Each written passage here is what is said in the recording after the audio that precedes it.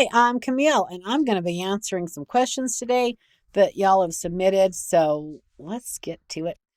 This is one of my younger clients. She's in her mid 20s. Camille, I just had a boyfriend break up with me, together 9 months. He has two kids I was playing nanny to. I liked his ex wife even. He wouldn't marry me, talked about marriage in the beginning, and then ended up wanting me to sleep with him and his wife, ex wife. I played nanny. I feel sick. What did I do wrong? Okay. Look, this is not your fault, but you did get suckered. And your intention needs to be very clear when you start dating somebody that you're not just going to be used for his nanny. I want to know if he paid you for being his nanny because you should have got paid for being his nanny, honey. Look, it seems like this guy is probably 40s and you're in your 20s. I think I remember the conversation we had. He's a little older. He doesn't really want to get married again. He's looking to have a good time. He's already had his children. He's married, divorced, and you are a beautiful, hot little thing. And if he could have a good time with you and you're great with his kids and you clean his house and you make good meals, well, what's not to love? But he doesn't want to get married. But if he can get you becoming a swinger with him, no. No, no, no. All of this is just wrong, wrong, wrong for you. Okay.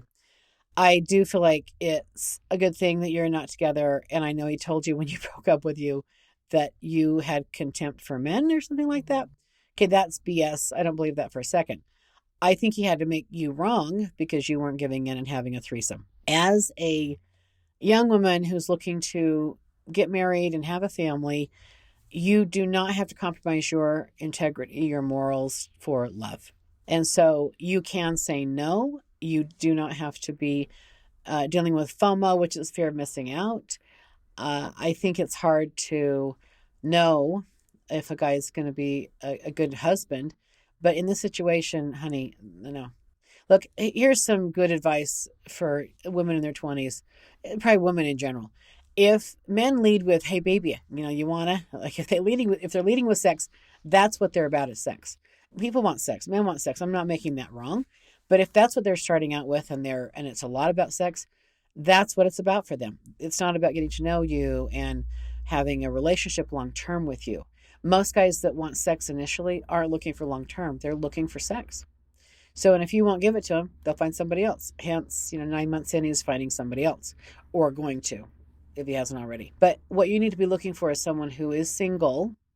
And when I say single, yeah, maybe he's not married to anybody, but he's not still hanging out and dealing with his ex-wife or ex-girlfriends and or his mother. I mean, I know, men aren't married to their mothers, but you need to be able to be with someone who's available and you get to be first. Okay. I can't tell you how many times that there's all these triangulations happening in relationships and you start dating someone, and this happens with women too. And they're talking to mommy all day or dad all day, and you're not number one. And so they're almost married to their parent or their exes or whatever, or their friends, and you're not first. So when I say single, I mean single in available to you, that you're going to be first in their life. So that needs to be obvious to you. And they want it to work with you, and they're not trying to get someone else's approval or, making sure that someone else is happy. They're looking for your happiness. Their schedule is available to you. And you're not competing with an ex or competing with their mom or their dad or whoever, or their buddies or friends. You're not in competition, that they're available for you. So number one, single, be single.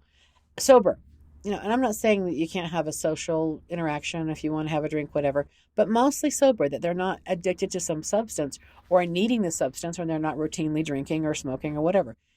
That's something, people that are addicted to stuff, they're not as available. They're just not. So single, sober. Again, if you want to get married, you want someone single and sober and self-reliant. They don't need you for money. They don't need you to help them. They're not going to need you to help them pay their ticket or to get them bailed out of jail. Or, there's so many guys that let women take care of them.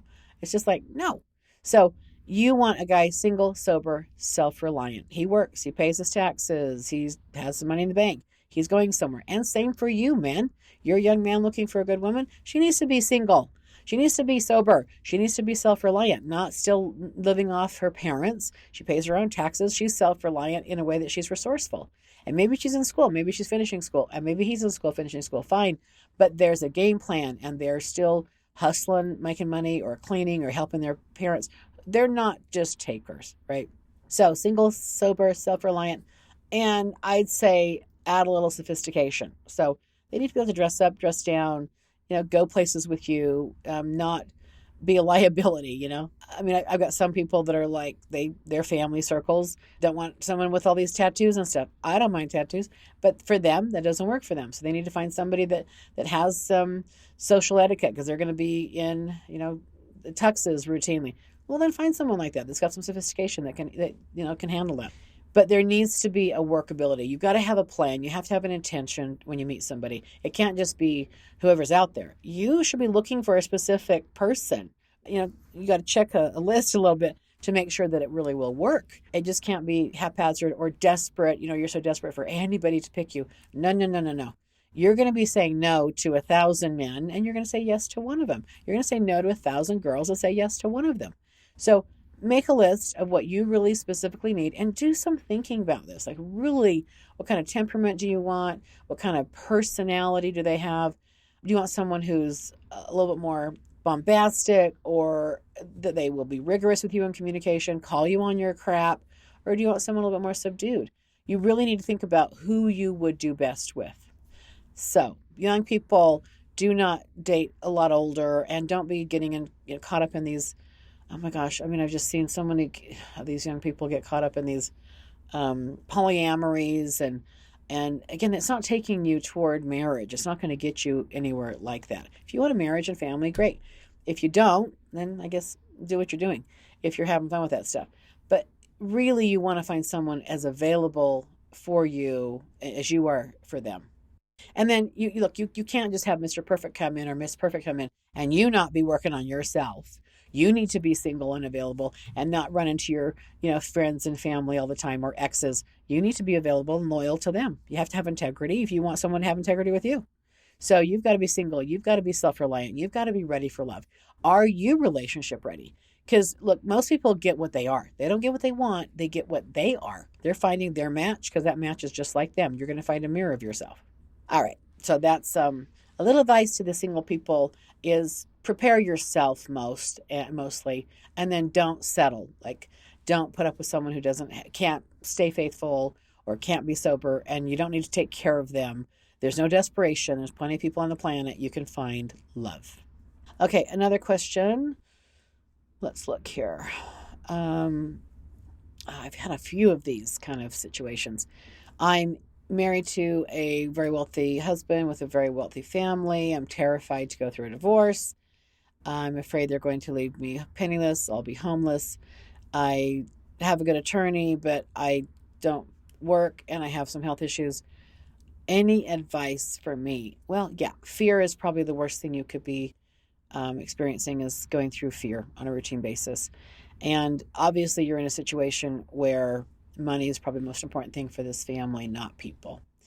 So if you're at that point of getting out, okay, preferably you create a support system for yourself. And if you're having health issues, you get a good doctor, you get good friends, you've got good support, because divorce is really stressful and it's really hard on us. And so you're going to need a good support system, sugar. I would also get a good spiritual practice so that you can keep looking up and getting, some sort of support with God and prayer. Bottom line, try and keep yourself calm and focus on your health. That's the most important thing. If you have a good lawyer, just hand it to the lawyer and make sure that they're doing their job, but don't stress about these things. Look, divorce isn't brain surgery, and there's not lottery winnings in divorce anymore. It's kind of pretty clear. It's math. I think there's a prenup, you said, yeah. Well, but prenup is prenup, but there's things during the marriage that were acquired. So I think if you've got a good lawyer, you should be able to not live under the viaduct. I think you'll be okay. But honestly, I think the stress is why you're leaving, and the stress is what can harm your health. So really get a good support system and routinely do self-care every day, spiritual work, physical work, emotional work. Your team is going to get you through it. So create a team for yourself, okay? Okay, let's see. Any other questions here? What do I do? My ex is still angry with me. I can't seem to have him quit, and he doesn't pay the bill. I mean, yeah, this is not good. Well, look, when you're dealing with someone like this, you probably knew during the marriage that he was a volatile guy, and you needed to get out, obviously. But this person's going through some pretty horrible, hostile things with an ex-husband. He's stalking her. He's talking about her to the kids. He's not paying the bills. He's trying to turn her over to agencies to get her in trouble, IRS and stuff like that. Um, Look, a couple ways you deal with people like this. You move, you get out, you get away, but you probably have children, you probably can't. Just go start over. You get the goods on them in a way and fight, duke it out in court, try and get the court to back him off and hold him accountable for what he's doing. And, or again, get a good support system for yourself. There's always a vulnerability with these kind of people. There's something that they're afraid for you to know. And I always wonder, I always wonder with these exes. To me, I've seen this happen a handful of times in my practice. I mean, I had one client, this guy sued her 45 times. Okay, 45, literally 45 times for nothing. I mean, I went through with her, like, well, what do you sue you for? Um, Literally for taking a kid was late for a lesson, some sort of dance lesson or something. It was not something you'd sue for. Uh, Took her back to court multiple times to lower the child support amount. He owned multiple businesses, by the way. She was a housewife. I think he had 6 children. So she didn't work. And he kept lowering it, lowering it. It got down to under $300 for 6 kids. This guy was good, very good. Multiple attorneys, but he would sue her for stupid, I mean, really unnecessary things. And he wanted custody. It never happened. But this was over a course of 17 years. She was a client from mine for a long time. And just the stress of that constantly, and financially just never had all the money for the lawyers. She went through a handful of lawyers, and a lot of these lawyers were really, really good to her. They helped her a lot. And sometimes they never got paid, frankly. But this is the kind of person that was keeping her, what I'll say, roller coastering. So you want to look at, you get the bigger view of why would this guy keep doing this? Maybe he's just a sadist and he just loves to just keep sticking it to her and making her feel bad or keeping her off balance, or he just likes to torture her. Well, that's part of it. The other part of it was, we found out later that he had been molesting the kids. So this was the great distraction, the great diversion. And what predators do is they want you to look over here as they're, this is, sue her for this, as they're doing something behind your back. So that's exactly what happened. Was he got caught doing some stupid things, awful things with the children. But he kept her off balance and not able to figure things out, in a fear state, frankly, barely surviving by suing her constantly. Yet he had no money and he couldn't afford to pay child support.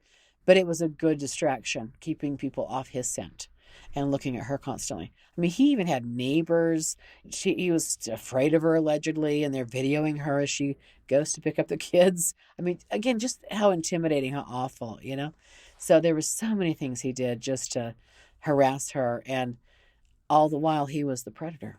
He was doing things to hurt the kids. But the scent was off him because it was all on her. It's all coming out. There's some things that are going down, but these kind of people that just keep lighting fires like that just to get the scent off of them.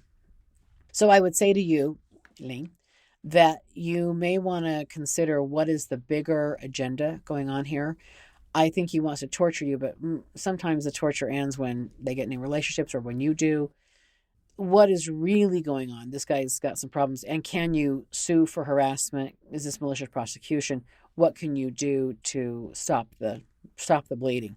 You have to fight back. I wouldn't say just take it and roll over. You do need to figure out an angle, strategic angle, and fight back.